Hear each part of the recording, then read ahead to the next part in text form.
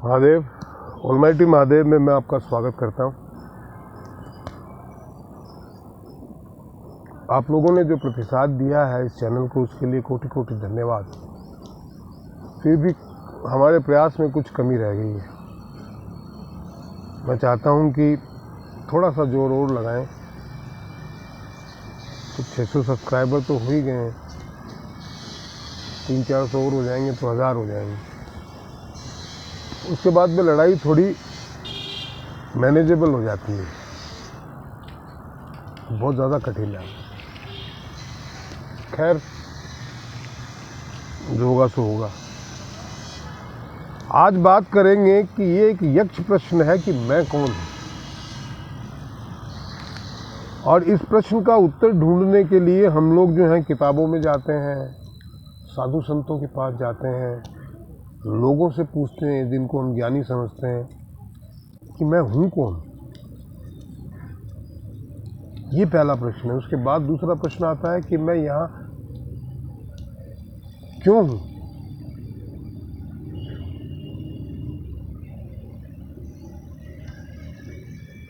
फिर तीसरा प्रश्न आता है कि मैं जाऊँगा कहाँ। चौथा प्रश्न, मुझे करना क्या है। और अगर प्रश्नों पे प्रश्न किए जाएं तो मैं जो कर रहा हूँ वो क्यों कर रहा हूँ, क्या मुझे यही करना चाहिए,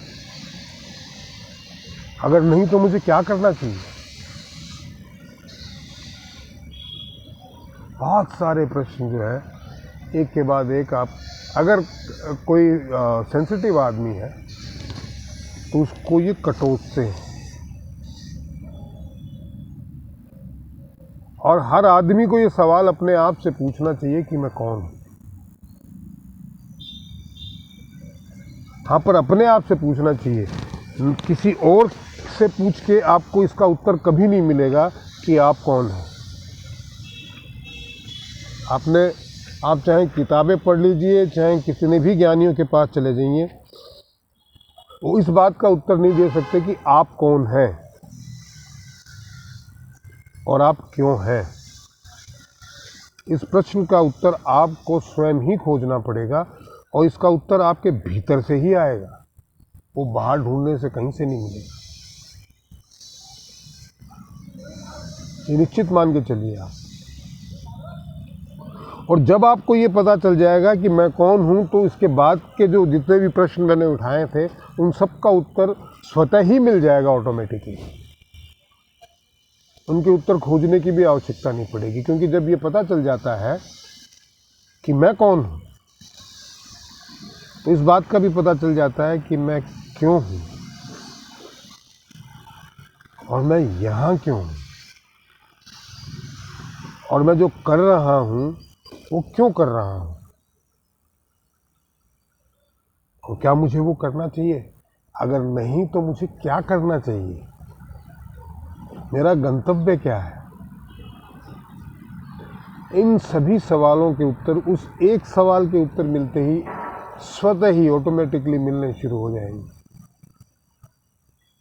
कि मैं कौन हूँ भाई।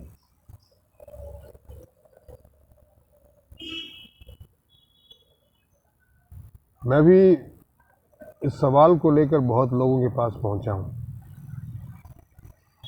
बहुत सारी किताबें खंगाली है, बहुत सारे ज्ञानियों से वार्तालाप किया है, बहुत सारे साधु संतों के साथ सत्संग किया है। सभी ने अपने अपने तरीके से जवाब भी दिए, और जब उन्होंने जवाब दिए उस समय वो मुझे उचित भी लगे, सही भी लगे। और जब कालांतर में मैंने उसका गहन मंथन किया तो मुझे पता चला कि ये कोई भी सवाल, ये कोई भी जवाब मेरे लिए सही नहीं है। किसी ने भी मेरी इस बात का सही उत्तर नहीं दिया कि मैं कौन हूँ। वो मुझे स्वयं ढूंढना पड़ा, अपने भीतर जाकर, अपने ब्रह्मांड में जाकर, अपने ईश्वर से पूछना पड़ा। और जब मुझे पता चला कि मैं कौन हूँ, तो बाकी के जो सवाल मैंने आपके समक्ष उठाए थे उन सब के उत्तर एक एक करके मिलते गए।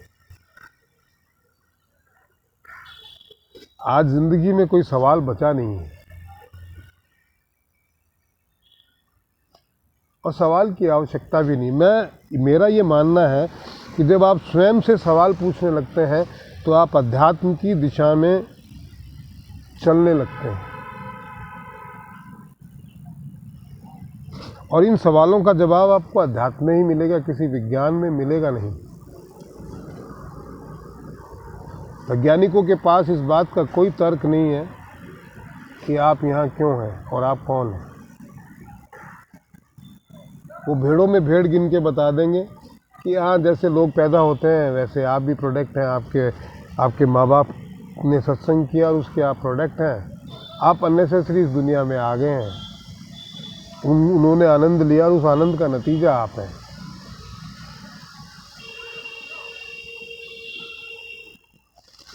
इसका मतलब आप आनंद हैं, आप आनंद के प्रोडक्ट हैं, तो आप आनंदी है ना। तो क्या आप आनंद हैं? आपको आनंद आया आके यहाँ? क्या आप सारी दुनिया आनंद में रह रही है? क्योंकि सब तो एक ही तरीके का प्रोडक्ट है साइंस के हिसाब से। साइंस के हिसाब से आपका यहाँ आने का कोई मकसद नहीं है, बट ऐसा है नहीं। बिना मकसद के तो आदमी कहीं भी नहीं जाता। क्या आप कभी गए हैं बिना किसी कारण के कहीं भी? भोजन तक नहीं करता आदमी बिना किसी कारण के, भूख लगती है तो ही करता है। तो साइंस के पास इसका कोई जवाब नहीं। इसका जवाब सिर्फ आपको अध्यात्म में मिलेगा, और वो वहाँ भी तब मिलेगा जब आप अपने अंदर पूरी तरह डूब जाओगे। सतह पे तैरते रहोगे तो कोई जवाब, कोई उत्तर नहीं मिलेगा। उत्तर जानने के लिए डूबना पड़ता है, उस उत्तर को खोजना पड़ता है खुद के भीतर। हर सवाल का जवाब आपके भीतर है, बाहर किसी भी सवाल का कोई भी जवाब नहीं। मेरी बातों से मैं आपको लगता हूँ कि शायद ये आदमी बेवकूफ़ है या पागल है, जो ना समझ पाए। जो समझ पाए उनको लगता होगा कि ये बहुत ज्ञानी है। कईयों को जिनको कन्फ्यूज़न हो समझ और ना समझ के बीच में, वो अपना निर्णय लेने में असमर्थ होंगे। जब मेरे बारे में 3 भ्रांतियाँ हो सकती है लोगों को, तो जब आप लोगों से ये पूछेंगे कि मैं कौन हूँ, तो पता नहीं कितनी भ्रांतियाँ होंगी। सतही तौर पे जो लोग तैरते हैं उनको स्वयं के बारे में भी नहीं पता, वो आपके बारे में क्या बताएंगे।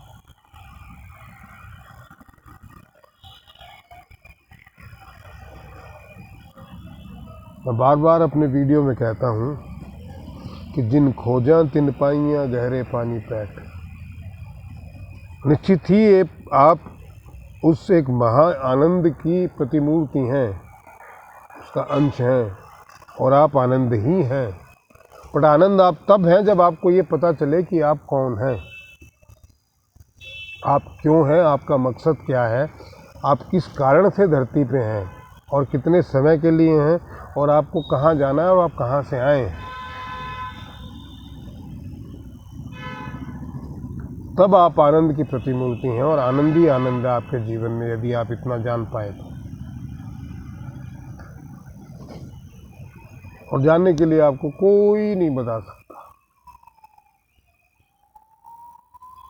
ये एक ऐसा प्रश्न है, इसका उत्तर आपको स्वयं खोजना पड़ेगा, और जिस दिन खोज लोगे उस दिन आनंद में ही रहोगे। जिस दिन आपको ये उत्तर मिल जाए, आप मेरे नंबर हैं, आप फ़ोन कर लीजिएगा, आप आनंद में ही रहेंगे।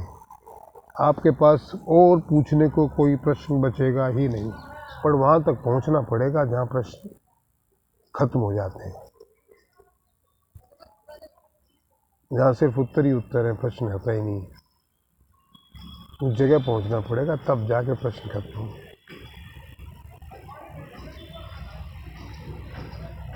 तो आज के वीडियो में इतना ही दोस्तों। आशा है आपको आनंद आया होगा। मेरा आपसे निवेदन है कि आप ज़्यादा से ज़्यादा लोगों तक ये वीडियो शेयर कीजिए। आनंद में रहिए, हरी चर्चा करिए, स्वयं भी आनंद में रहिए, लोगों को भी आनंद लुटाइए। आनंद में रहोगे तो आनंद ही आकर्षित होगा, आनंद आकर्षित होगा तो आनंद ही बांटोगे। आनंद बांटोगे तो फिर आनंद वाले जो लेने वाले लोग भी आनंदित होंगे, तो चारों तरफ आनंद ही आनंद होगा। आनंद में रहने का यही तरीका है। महादेव।